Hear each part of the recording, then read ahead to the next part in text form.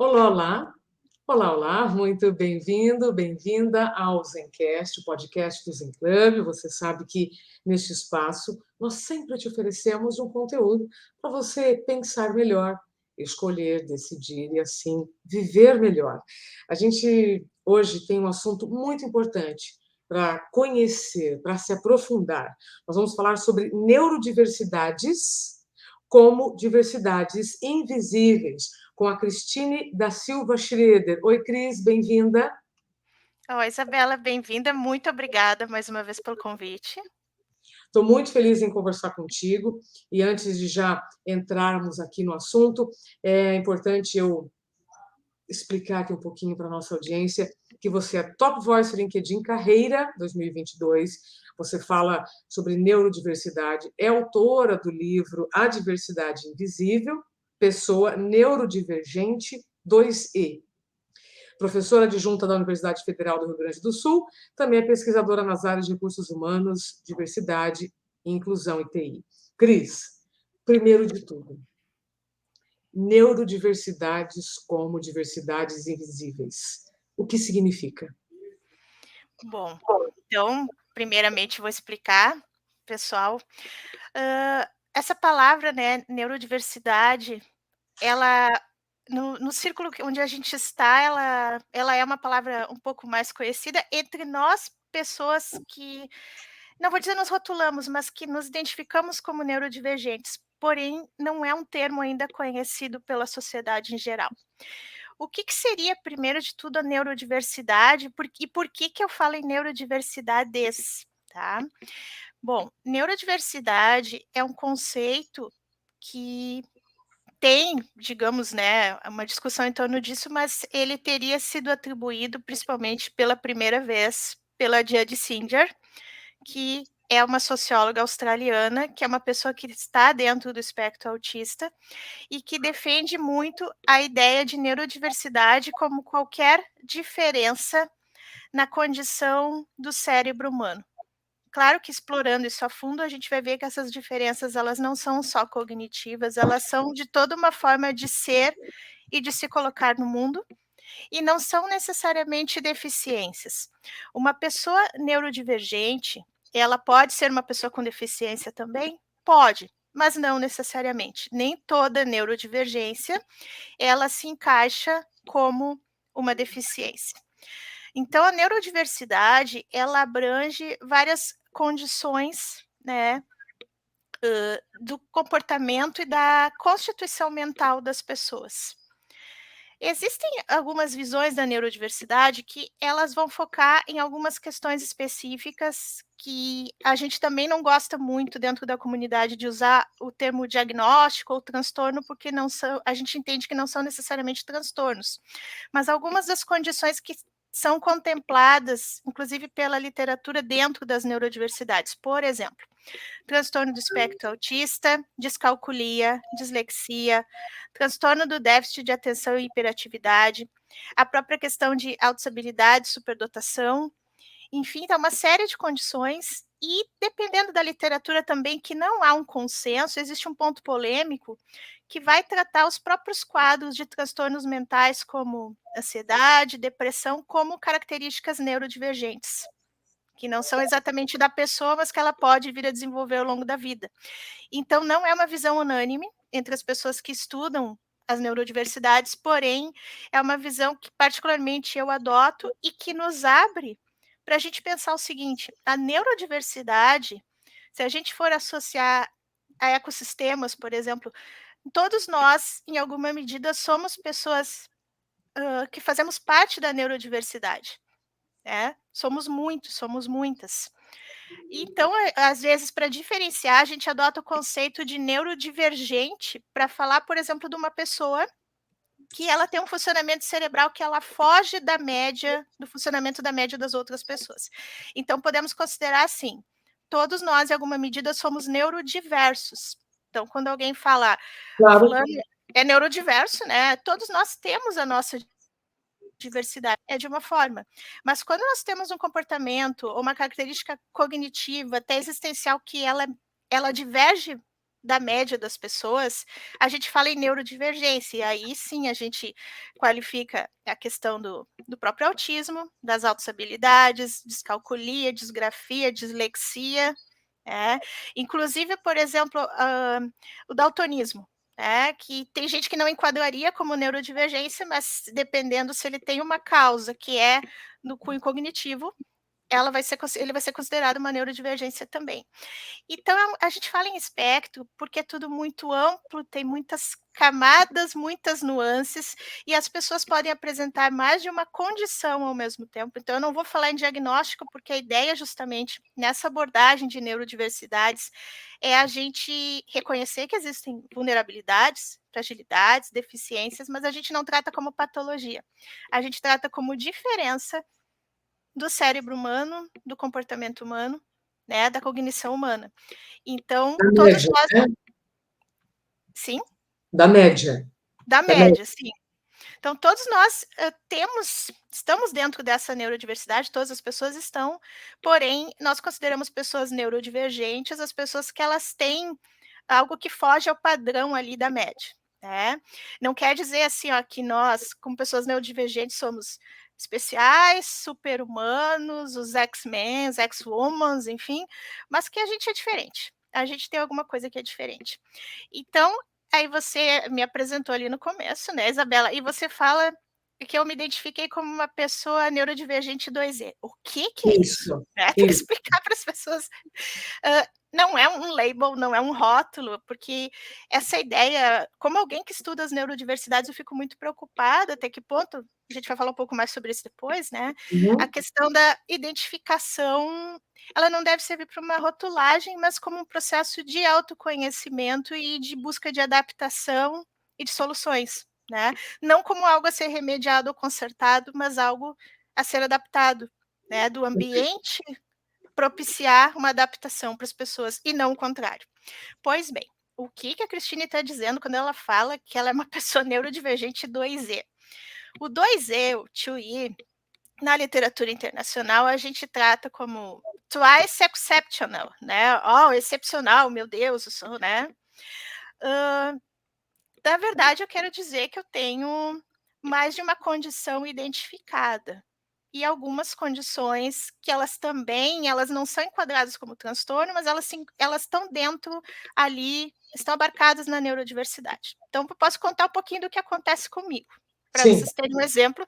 Não sou o único exemplo, eu convivo inclusive com várias pessoas que têm várias condições que são concomitantes, que também a gente não chama de comorbidade, a gente chama de condição, tá? claro. Então, assim, eu sou uma pessoa com altas habilidades de superdotação, que eu tenho essa identificação desde a infância. Também sou uma pessoa que tem um certo grau de sinestesia, que é aquela questão de associação de alguns estímulos sensoriais a outros, né, a música associada a cores, enfim, a números associados a cores, né.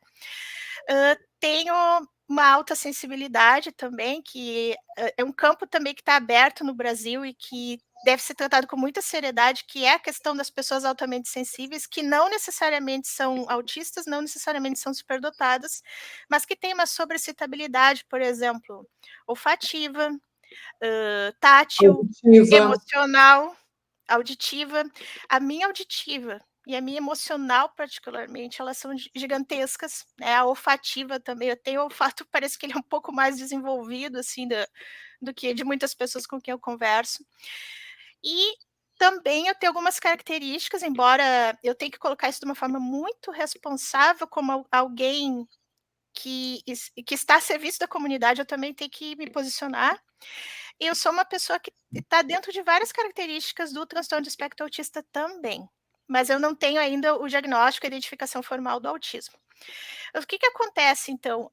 A questão ela é tão ampla que a gente tem algumas condições que elas são concomitantes e muitas vezes a gente não tem essa identificação, a gente está em busca de identificação, e principalmente quando eu falo de neurodiversidades e eu estou me posicionando como alguém que fala no mercado de trabalho, porque além de tudo eu também sou pesquisadora na Uhum. área de gestão de pessoas e relações de trabalho, não é a mesma coisa de que eu falar de neurodiversidades na educação infantil, por exemplo.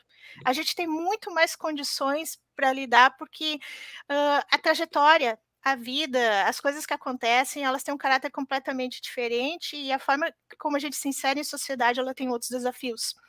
Então, além disso também, eu falava das condições, já que a gente também vai acabar falando em saúde mental, né, enfim, Sim.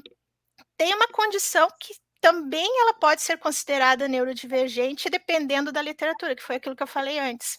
Então, além da superdotação, de estar no limiar do transtorno do espectro autista, ou do autismo, como a gente gosta de dizer mais diretamente, da Uhum. alta sensibilidade, da sinestesia, eu tenho há bastante tempo já desenvolvido transtorno obsessivo compulsivo, que é uma coisa sobre a qual até eu não falava muito, mas que eu vi que era importante colocar, né, pela própria questão de, assim, eu chego a ter prejuízo laboral se esse transtorno não é tratado. Isso Sim, tem colegas meus que ficaram sabendo só recentemente, né.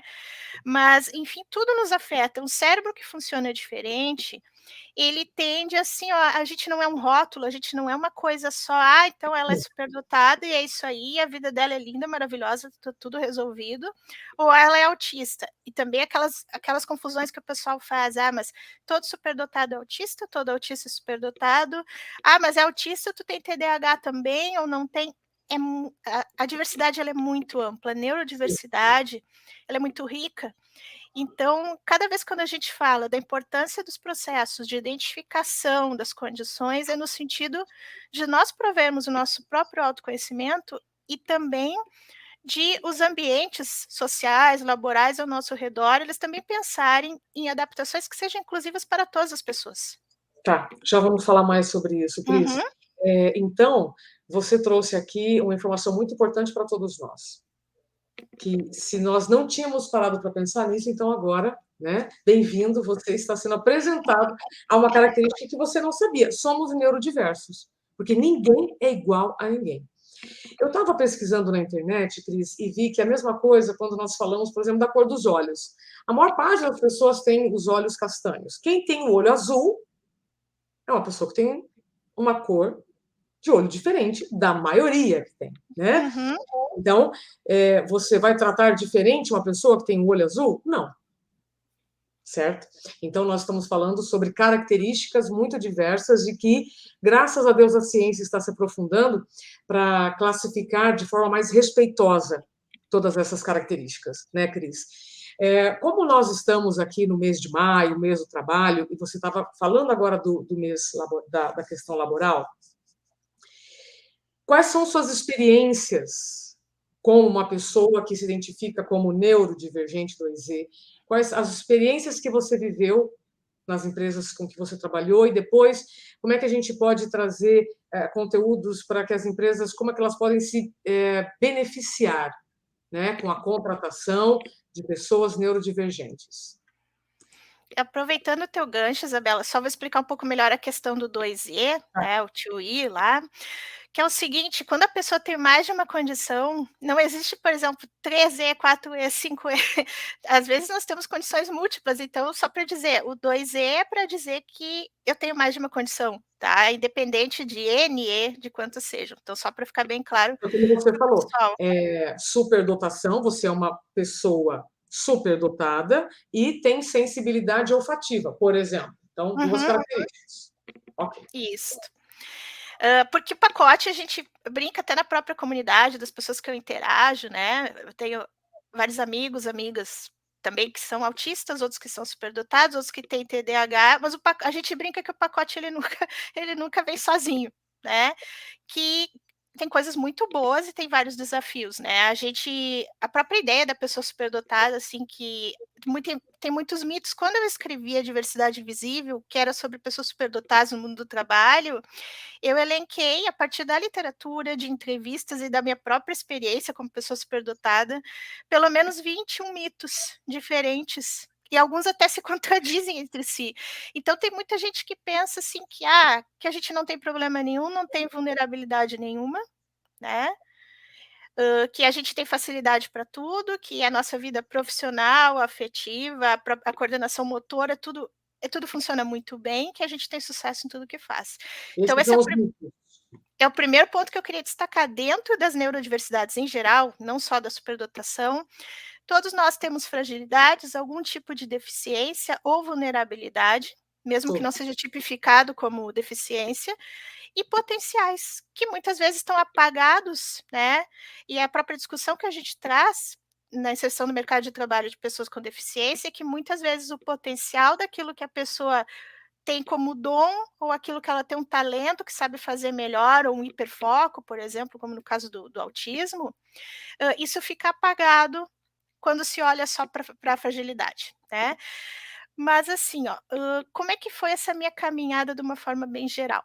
Hã, eu então sou formada em administração, né, apesar de ter grande interesse de vida e de pesquisa por essas questões e interagir com muitas pessoas da área, até no núcleo familiar próximo da saúde, da psicologia, da educação, a minha formação é toda em administração. Eu venho da ciência da computação, não termino essa formação, mas eu acabo indo pra administração e trabalhando especificamente com gestão de pessoas e TI.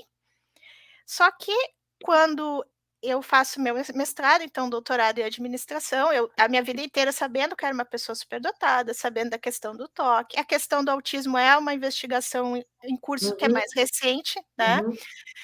Eu comecei a observar várias coisas e me senti encorajada, né, até por uma certa liberdade do meu contexto profissional, que ele é profícuo nesse sentido, eu me senti encorajada para pesquisar sobre neurodiversidade há mais ou menos uns 4 anos, então no tema mesmo eu também sou um pouquinho neófita, no tema academicamente falando, né. O que que acontece? Só que tu começa a lembrar de várias coisas que tu vai observando ao longo da vida, que tu experienciou, Aham. sofrimentos, principalmente no trabalho, na própria educação, né. A questão adulta, existe algumas fases da vida onde algumas coisas parece que passaram meio batidas, tem coisas que a gente acaba não lembrando muito bem, e eu brinco que eu posso ter bloqueado, né, em função até de alguma negação, alguma coisa Dá um assim, exemplo para nós né. disso. Dá um exemplo Então, para nós. exemplo assim, ó, a minha faculdade, ela foi algo que passou, por exemplo, meio batido para mim, eu não lembro de grandes dificuldades, eu não consigo lembrar, assim, mas eu também não lembro de muitos momentos, assim, de desafio intelectual. Na verdade, todo esse desafio intelectual eu tive que buscar muito mais por fora, porque apesar de ser uma pessoa superdotada, eu não tive acesso a programa de aceleração, eu não tive acesso a programa de educação especial, não tive nada disso. A única briga foi lá atrás, quando eu tinha uns 5 anos, para entrar no que a gente chamava de primeira série, primeiro ano do fundamental, porque eu já sabia ler e escrever. Então eu venho de um contexto do interior do Rio Grande do Sul, com a mãe profissional de educação, inclusive, com tia psicóloga, e eu tive que praticamente eles tiveram que implorar para uma escola particular poder me aceitar. Hoje já é lei, tá, gente? Só pra vocês saberem, hoje é lei, né. Tudo bem que existe uma grande ainda distância do que é ideal dessas escolas oferecerem, para o que realmente acontece, mas só para já trazer aqui esse ponto. Então assim, a gente ainda interajo, né, com muitas mães, enfim. Então essa questão da inclusão, ela é desde lá da infância. Eu não lembro exatamente de ter sofrido bullying, por exemplo, mas Uhum. tem todo um processo de autoexclusão, onde tu acaba te isolando, onde as pessoas acabam te procurando só para fazer trabalho em grupo, a própria questão de como tu constitui as amizades, a questão afetiva, enfim, tudo isso veio muito tarde para mim, né. Bom, mas falando do trabalho, né, pulando, assim, a questão Uhum. educacional, a questão da faculdade, que eu disse que passou meio batida, que parece que o meu grande salto intelectual, realmente, eu queria ir para academia, porque eu sentia que eu precisava buscar mais coisa e no espaço laboral tradicional eu não estava conseguindo, né, então também foi uma opção minha. Hã, eu vejo assim que, sim, eu já tive situações de trabalho onde eu percebia que eu não me encaixava, eu até tentava. E até mesmo recentemente tem algumas situações que eu vejo, assim, que eu chego no meu limite, que eu não consigo ultrapassar. Por Tanto exemplo? pela questão, assim, ó, a própria questão de lidar com conflitos, o perfeccionismo que ele é exacerbado, a gente entra num sofrimento psíquico muito grande diante de algumas situações. Então, muitas vezes, assim, ó, tu não é uma pessoa que é cogitada para uma posição de liderança, por exemplo, e às vezes tu nem quer, né. A gente Uhum. pensa, assim, que, algumas coisas que as pessoas em geral ambicionam, a pessoa que é neurodivergente nem sempre ela tem aquela ambição, né. Muitas vezes a gente só quer um espaço ali para criar, fazer o nosso trabalho sem ter muita interrupção, sem ter gente demandando coisas que não tem nada a ver com a tarefa, a gente quer, como a maioria das pessoas, querem ver sentido no trabalho. Só que para a gente a dimensão do sentido no trabalho ela é tão existencial, e por isso que esse tema é tão importante, e por isso que, até quando eu lancei a diversidade invisível, a preocupação era como, será que a empresa mesmo tem que fazer alguma coisa para a gente se sentir acolhido, né? Uhum. O que que é possível fazer? Ou será que nós vamos ter que ir para um ponto onde nós próprios vamos ter que só empreender, criar o nosso próprio espaço de trabalho? Então esse dilema eu me coloco até hoje, né? Eu já tive situações onde há muitos anos atrás, eu também não falo muito isso, eu adoeci no trabalho. Eu não me identificava no trabalho, eu não concordava com algumas coisas, porque a questão da moral, da justiça, parece que é uma coisa básica, enfim, mas, na pessoa superdotada, ela é um negócio que chega a doer, assim, ó. Eu tenho a questão de dor física diante de algumas situações de conflito.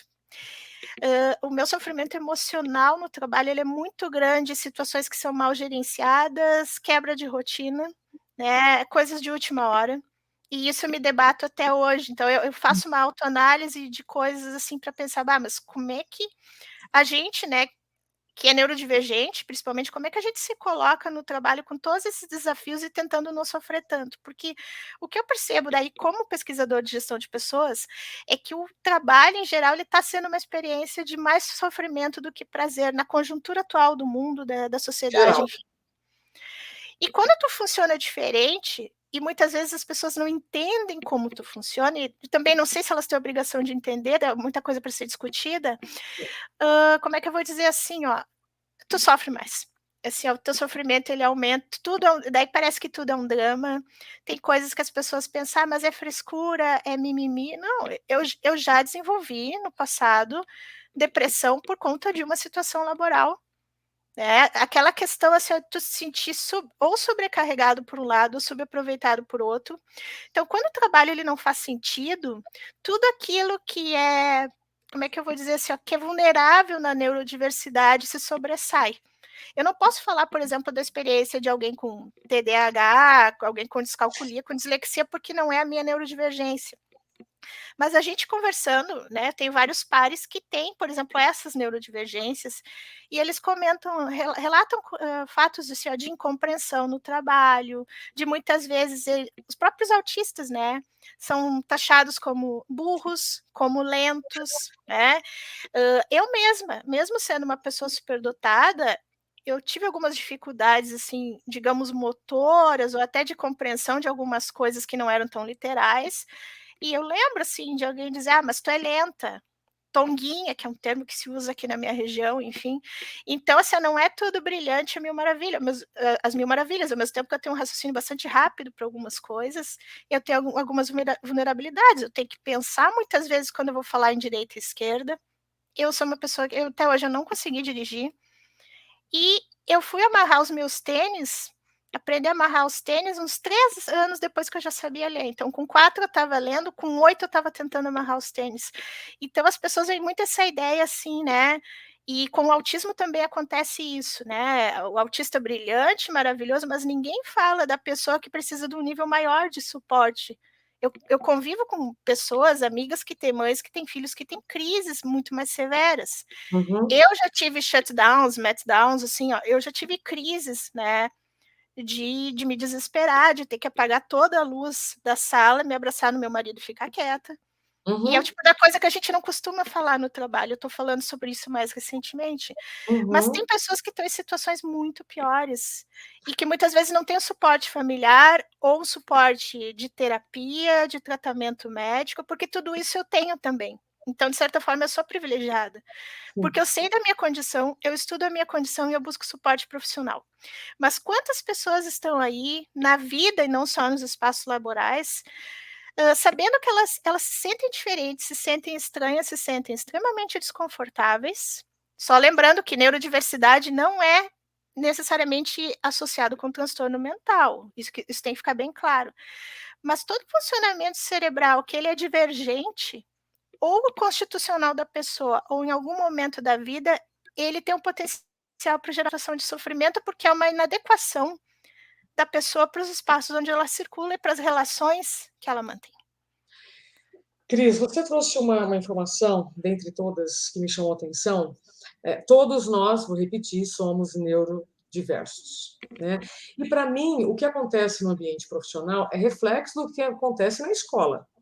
Então, se as escolas não estão preparadas para acolher e educar crianças neurodivergentes, o ambiente de trabalho também ainda não está preparado para isso. É por isso que nós estamos aqui no Zencast trazendo informação para todos que estão nos ouvindo.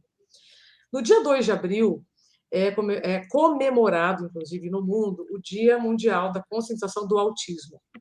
E o autismo, ele traz características divergentes de comportamento. Então, tem 3 exemplos que eu vou trazer aqui, que é o Bill Gates, o Elon Musk e o Einstein. Eles tiveram diagnóstico de autismo. Pessoas ultra inteligentes, não preciso questionar. Mas que, em alguma circunstância, podem ter tido dificuldades de interação, algumas características diferentes de comportamento. Isso os faz pessoas melhores ou piores? Nenhuma coisa nem outra. Certo? Então, a gente só precisa ir resgatando isso, Cris, para que essa realidade que você está nos contando fique próxima de nós, porque eu vou falar por mim, tudo que você me falou eu me identifico. Em momentos em que você se sente sobrecarregado ou subutilizado, em momentos que você precisa de foco para trabalhar e não consegue. Uhum. Né? Ou seja, todos nós estamos lidando com desafios no ambiente profissional. E aí, se você tem uma característica diferente da do seu coleguinha do lado, você precisa de respeito, você não precisa de bullying e nem de maus tratos, né? Que é o que às vezes acaba acontecendo no ambiente profissional. Os maus tratos, assim, por exemplo, até a questão do barulho, aquela questão, por exemplo, assim, ó, no almoço tu quer ficar na tua sozinha e o pessoal E fica tudo bem? insistindo para socializar, né, e não aconteceu comigo, mas eu já vi relatos, por exemplo, de pessoas que disseram: "Não, olha, eu quero ficar ouvindo música, agora eu quero ficar quieta", e o colega foi lá e quis tirar o fone da pessoa, né. É, As pessoas não entendem, assim, ó, que nem todo mundo quer socializar, nem todo mundo naquele momento está disposto, porque assim, ó, o que que eu vou te dizer, a interação social, e é um pouco paradoxal eu falar isso, porque eu sou uma pessoa que dá aula, por exemplo, só que isso é um ambiente controlado para mim. sim, Né, a questão de interação social, dependendo do contexto, do momento, do grau de estresse também que a pessoa já está, ela é muito desgastante. Eu tenho situações de reuniões onde eu já saí esgotada e eu já pedi para não participar, e felizmente eu fui atendida. que bom. Que eram situações, assim, que e a gente acaba educando as pessoas no trabalho, para as pessoas também perceberem: "Olha, não é só porque eu sou neurodivergente, eu estou me sentindo prejudicada", o ponto não é esse. O ponto é que talvez nós estejamos todos trabalhando de uma forma errada, que não é saudável para quase todas as pessoas. Então, Exato. a minha bandeira, quando eu falo em neurodiversidade, na verdade, assim, é usar os meus exemplos, aquilo que eu estudo, das pessoas que eu interajo, para no fundo mostrar que quando uma organização, seja uma escola, claro, né, mas seja principalmente o ambiente laboral, que é o meu foco nesse momento, ela faça adaptações, não são as pessoas que têm que se adaptar, é o ambiente. E o ambiente faça adaptações que, no fundo, elas vão ser produtivas e benéficas para todas as pessoas. Quando a gente faz uma adaptação, por exemplo, o uso do WhatsApp no trabalho, porque eu também eu pesquiso a questão de tecnologias de informação na gestão de pessoas, então a gente coloca uma série de regras, né, hã, evitar o uso do WhatsApp, evitar de mandar áudio, as pessoas não gostam de ser interrompidas a Uhum. todo momento, isso cria uma ansiedade comunicacional. Quem tem uma hipersensibilidade auditiva, por exemplo, não gosta de ficar recebendo áudio. Eu não gosto nem de usar o WhatsApp, para vocês terem uma ideia. Eu não vou dizer que eu não recebo um áudio ou outro de vez em quando, mas eu vou contornando, enfim, mas Eu também eu não não. mando áudio, eu não uso, não gosto. E é uma ferramenta que para mim tem uma série de problemas para usar para trabalho, enfim, mas esse é ponto para uma outra conversa. Então, a gente acaba defendendo, já que todos nós somos neurodiversos, vamos ver se o meu raciocínio vai ficar claro. Todos nós somos neurodiversos, porém nós, de um determinado grupo que não é tão raro assim quanto se pensa, porque dependendo dos estudos que se vão fazer, a gente vai chegar em percentuais de 20 a 30% das pessoas que têm alguma condição, pelo menos. Então, se toda a comunidade que é neurodiversa, ela olhar com um pouco mais de atenção para as pessoas neurodivergentes, essas pessoas neurodivergentes vão dar os insights daqueles detalhes que faltam no ponto de vista da inclusão. Ou seja, essa coisa do fone, por exemplo, essa coisa da adaptação de espaço de trabalho, que nem todo mundo gosta de trabalhar em sala aberta e puff, enfim, que foi um post que eu fiz outro dia e eu vi que deu bastante discussão, né? Se a gente começa a trazer esses detalhes dessas sensibilidades das pessoas, no fundo a gente vai entender que isso beneficia todo mundo, inclusive Perfeito, aquelas pessoas que acham que elas não precisam de adaptação nenhuma. perfeito, Cris. Então, esses são os benefícios que as empresas têm ao contratarem pessoas neurodivergentes? Aí é que está, assim, ó, como que é a questão da contratação, né, que eu acho que é um ponto bastante polêmico, porque o que que acontece? Eu falava antes que algumas neurodivergências, elas são, tipificadas como deficiências e outras não. Então eu vou dar o exemplo do autismo. O autismo, né, hoje, tecnicamente, se eu chego a concluir o processo, obtenho um laudo, eu sou enquadrada como pessoa com deficiência. Isso, desculpem para quem é mais literal, eu vou explicar, é uma faca de 2 gumes. Por Sim, quê? Porque é aquilo que eu comentava antes, o que eu percebo é muito atitudinal, as empresas, elas focam muito de cumprir cota, "Ah, eu tenho que incluir, vou fazer uma vaga lá para incluir autistas, porque é legal, porque eu tenho que ser inclusiva, porque eu quero incluir as neurodiversidades", isso não resolve todo o problema. Aí o que está acontecendo? Tanto o tema precisa avançar no Brasil, que mesmo lá fora, os exemplos que ainda vêm de inclusão das neurodiversidades, eles estão focados principalmente na comunidade autista, que uhum, são, né, de certa forma, a gente tem um grande protagonismo nisso, né, eu me colocando também como pessoa autista, a gente tem um protagonismo nisso, né, mas só se fala do autismo e não se fala muito, por exemplo, TDAH, autossabilidade e superdotação. Eu tive muita dificuldade, inclusive, com literatura internacional. Eu faço parte de algumas comunidades muito restritas, porque isso lá fora também está engatinhando. Então, o que que tu tem de neurodiversidade hoje no mundo corporativo? Tu tem algumas consultorias especializadas, né, que são eminentemente internacionais. Muito do que tem sido feito é voltado às pessoas com autismo, às pessoas autistas, né, melhor dizendo, e muito na área de tecnologia da informação. Só que, por que que eu não posso ter uma pessoa autista com hiperfoco, com todas as hipersensibilidades dela, né, ou uma pessoa autista superdotada ou autista e TDAH trabalhando numa questão de design de produto, de marketing, como alguns amigos meus inclusive estão nesse processo de inserção, né, eu convivo com pessoas que estão nesse processo. Então, daí a gente dizer assim, ó, como que as empresas vão fazer isso? A gente tem toda uma agenda pela frente de coisas para serem pensadas. No que tange aos benefícios, assim, ó, é muito complicado a gente fazer, digamos, como é que eu vou explicar assim, ó, uma contratação intencional de pessoas neurodivergentes. Por quê? Porque tu teria que ter minimamente o apoio de psicólogos, de neurologistas, de médicos do trabalho, altamente especializados nas condições, porque é um outro gap que a gente tem, é um outro problema. Nem todo psicólogo, por exemplo, e isso também eu falo conversando e interagindo com várias pessoas da área de psicologia, o pessoal não recebe uma formação densa sobre autismo, sobre superdotação, sobre descalculia, sobre dislexia, então já começa por aí. Então é muito difícil dizer que de entrada a empresa vai ter uma inclusão de entrada, ou seja, selecionar pessoas, porque ela teria que modificar todos os seus processos de recrutamento e seleção, até porque dependendo do processo, e até agora com as plataformas, inclusive, né, que mediam esses processos, a gente estuda isso também, eles acabam sendo excludentes para muitas pessoas neurodivergentes. Tem pessoa, por exemplo, com TDAH que vai ter uma dificuldade muito grande em alguns processos seletivos onde ela tem que dar respostas mais objetivas, mais focadas, ou se preparar numa questão de tempo, enfim, né. A própria pessoa, autista também, né. Claro que, a gente não está associando exatamente autismo à introversão, porque dentro do espectro nós somos muitos, tá. Mas o que que a gente ouve o pessoal relatar bastante? Hã, fulano e é uma coisa que eu compartilho, tá, eu não gosto de dinâmica de grupo. Eu acho desnecessário e aqui eu falo correndo o risco de levar uma pedrada, porque eu sou uma pessoa de RH também, mas eu acho que para determinadas funções e para determinados processos não agrega, e a pessoa se sente exposta e se sente mais vulnerável e ela não abre. E daí tem um outro problema, né, as pessoas me perguntam às vezes: "Ah, Cris, eu devo contar que eu sou autista, que eu sou superdotado, né, na questão de um processo de emprego?". Eu já vi pessoas que contaram e se deram muito mal. Elas contaram numa boa, abertamente, foram mal interpretadas. Ao mesmo tempo, teve aquela pessoa que não contou, só que ela foi entrando num sofrimento, né, de ter uma necessidade de suporte ali que a empresa não tinha como dar, né. Teve uma outra pessoa também com TDAH que tentou se adaptar a um determinado emprego, ela omitiu isso na entrevista, ela me contou, enfim, e viu que a coisa estava insustentável e não teve um suporte para continuar.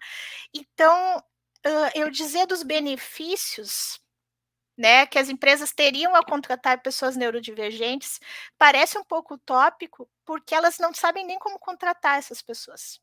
E ao mesmo tempo não tem como a gente ir para o mercado e só pescar os neurodivergentes, porque isso também é um processo excludente.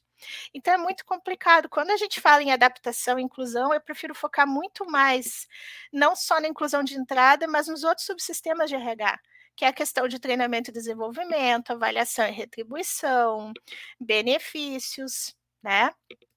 Porque aí a gente tem bastante trabalho para fazer. Mas se for pensar em benefícios, assim, ó, supondo que no mundo ideal as empresas conseguissem atrair candidatos e candidatas neurodivergentes para seus quadros, e efetivamente os contratassem, e depois ali dentro eles tivessem um bom processo de inserção. Os benefícios são vários, porque se a neurodiversidade ela tem a ver com funcionamento cerebral diferente, tu está trazendo mais criatividade potencial para a organização, potencialmente, né? Criatividade, inovação, raciocínio lógico, né? Olhar para processos, né? Claro que cada pessoa é uma, né? Tem gente que vai ter aquele lado mais criativo, aflorado, e tem gente que vai ter um olhar mais processual. Por exemplo, eu sou extremamente técnica processual. Se tu me dá um processo para eu mapear e melhorar ele, eu faço isso em questão de minutos, minutos mesmo. Eu não estou te ouvindo, Isabela. Assim, Cris, isso já existe quando nós temos pessoas de exatas e humanas, tá? Vou colocar só em 2 grupos aqui. Pessoas Uhum. que não são, que não gostam de interagir e são excelentes na contabilidade, por exemplo. E tudo bem. Então, por que que nós temos essa mania de que todo mundo tem que fazer tudo? Né? É o respeito. Porque todo mundo tem que fazer tudo, e na verdade eu diria assim, ó, que é até uma metáfora que eu uso no livro, né, no primeiro, na Diversidade Invisível. Que não dá para fazer uma pessoa que veste um manequim 50 caber numa calça 38. Pronto. É um desrespeito. E Vice-versa o também. e vice-versa também, vai ficar sobrando, né, tá errado. Ou seja, então assim, a empresa tem que fazer essa adaptação. Não é Tá. a pessoa que tem que se moldar e se encaixar, porque essa questão que tu colocas também, essa dicotomia. Ah, porque o nerd já é o estereótipo, né. O autista é nerd, é necessariamente superdotado, vamos jogar ele em exatas. Mas e se a pessoa for e ela estiver tentando uma vaga para RH, por exemplo? Será que ela não tem condições para mostrar outras habilidades que ela tenha? Sim. Ou o hiperfoco dela, né, muitas vezes, num determinado processo, alguma coisa, a questão do hiperfoco que é assim, ó, que a gente fica muito tempo num interesse ou focado numa atividade, a gente esquece de comer, esquece de beber, então também tem toda uma questão de saúde laboral aí para cuidar, né. E ao mesmo tempo, por exemplo, quando no caso da superdotação e do autismo, a gente tem uma coisa que é bem paradoxal e que por isso que ela é tão difícil de identificar. Ao mesmo tempo que eu posso ficar, e eu narrei isso um outro dia, ficar umas 10 horas trabalhando, quase esquecendo de ir ao banheiro, de comer para terminar um processo, alguma coisa que eu quero muito terminar, ao mesmo tempo eu me interesso por umas 20 coisas diferentes que eu não sei quando que eu vou poder fazer. Então, assim, ó, por que que tu vai colocar a pessoa neurodivergente numa caixa? Ah, então ela só serve para aquilo. Ou então as pessoas mais brilhantes são as pessoas que estão exatas. Não Sim, necessariamente. sim. Cris, temos muito para aprender com você. Uau! É que O nosso empolga, empolga muito. o nosso tempo já está acabando. Você trouxe aqui um elemento que eu gostei demais. né, você é de recursos humanos.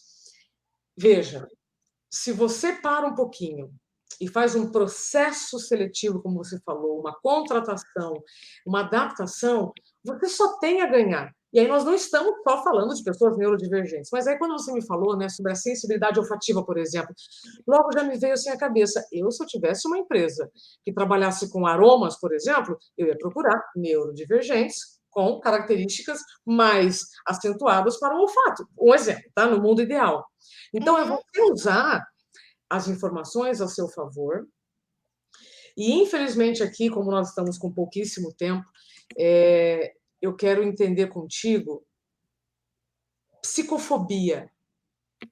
Quando nós Hum. estamos em ambientes rígidos, alô, pessoal de recursos humanos, que ainda estão resistindo às mudanças, né, do mundo. Psicofobia é crime.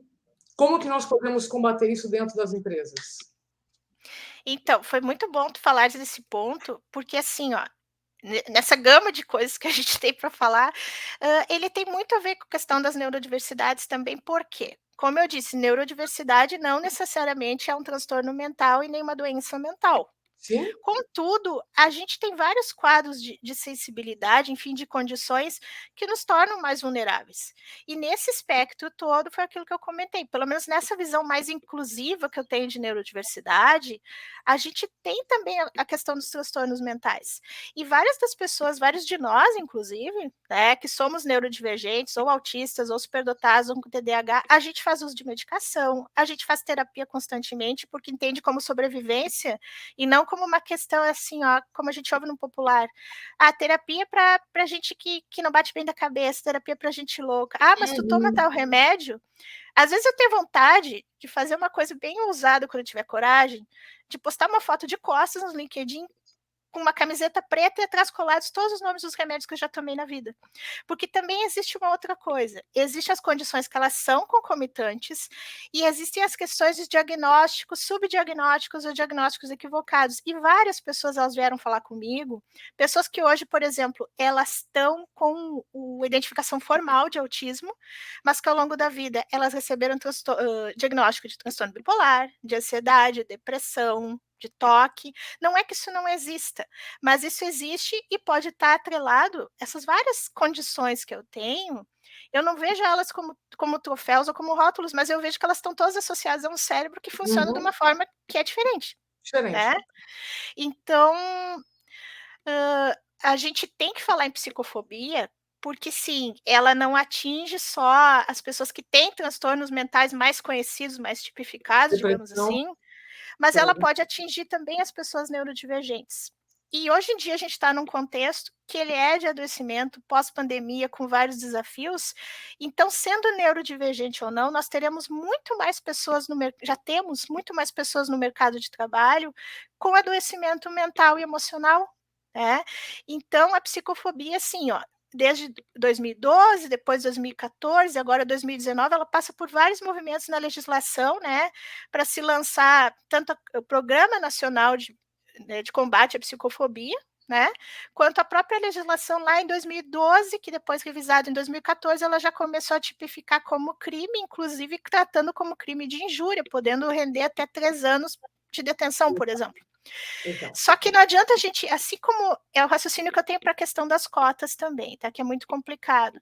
A gente pensa, assim, que tendo uma lei, né, e na própria comunidade, tanto do autismo como da superdotação, a gente acompanha alguns movimentos de pessoas lutando por legislação, né, a própria questão da superdotação no trabalho, eu interagi com um outro grupo também que estava vendo a questão da legislação, mas aí eu tenho um ponto para a gente pensar. É legal, é interessante, isso tudo está tipificado na lei. Sim, a gente teve lá o 12 de abril recentemente como o dia, né, de combate à psicofobia, né, que um dia para mais uma data. Então, assim, a gente tem tanto nas condições neurodivergentes quanto nas condições psíquicas, a gente tem datas, a gente tem legislação avançando.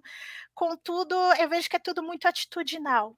Não Sim. adianta a gente dizer: "Ah, psicofobia é crime", e os teus colegas de trabalho, por exemplo, ficarem te chamando de doidinha, de louco, de bipolar, né. "Ah, mas fulaninho é meio autista, é meio não sei o quê", né, é lento, é retardado, assim, ó, esse tipo de termo, né, ou fazendo coisas com as pessoas que configura até assédio moral, inclusive no Sim, trabalho, torturando, como a gente diz.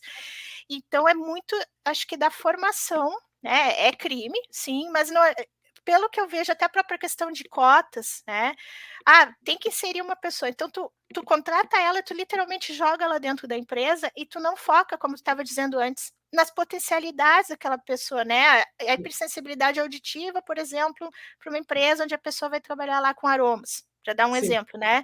A questão de alguém que vai fazer gestão de processos, tu de repente vai pegar aquela pessoa que é mais focada, mais detalhista, que vai até nas vírgulas ali. Não, mas aí tu fica preocupado com a deficiência dela, mas fulano não quer interagir com ninguém, então ele é um problema. Mas fulano não ouve direito, então ele é um problema.